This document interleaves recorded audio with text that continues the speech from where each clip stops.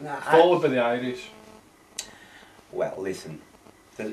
If a flying saucer was to land today, which, according to Nick and Alan McGee, they saw one over a studio in Santa Monica. I saw a UFO. A UFO. Which could have been an American military thing. It just so happened to be flying at 2,000 miles an hour. This is Nick we're talking about. This is Nick we're talking about. You saw a UFO, right?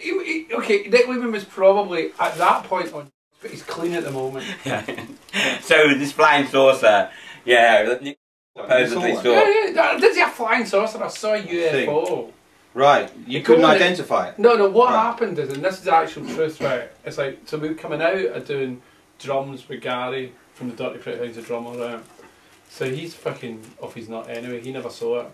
So, and probably on something, and like, I should have been on something. So we're coming on out, and the world, like, where we parked the car, got really noisy, because there was an overhead line, Andrew, right, and it started, he knows this story, right, it started going really, really, as if you were taking up, like, as if you're putting a radio up to a speaker or something, and it started kind of really, really feeding back.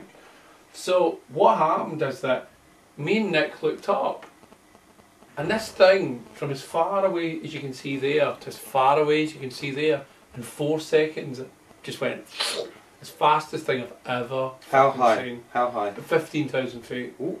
Right, okay. And any noise? No noise. Basically what happened is before the overhead wires, I thought they were going to come down. And me and Nick looked up like that. We were like, for fuck's sake, is it going to come down? Yeah. Because it was really... And then it went quiet. And we looked up and this thing just went...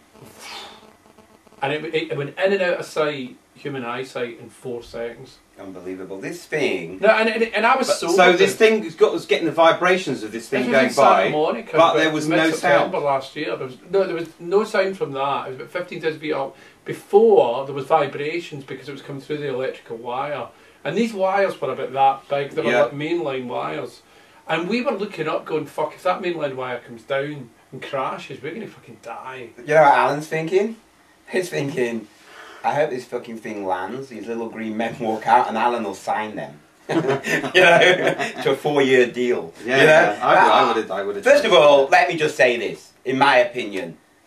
Possibly, this flying... No, let me just finish. This flying saucer that you and Lee saw, I wouldn't doubt if you both were transported into the ship, right, probed, okay, can I just say sent back down, you can't remember yet, but today when you went for your thing, it all started, they were having flashbacks. You were talking to the doctor like it was the alien. I'll tell you the only really weird thing that gives that story vague credibility. Not that I can remember a thing, right? I think you were but I can remember going for food, and I didn't go missing, and I can remember coming back, but I tell you what did happen, right?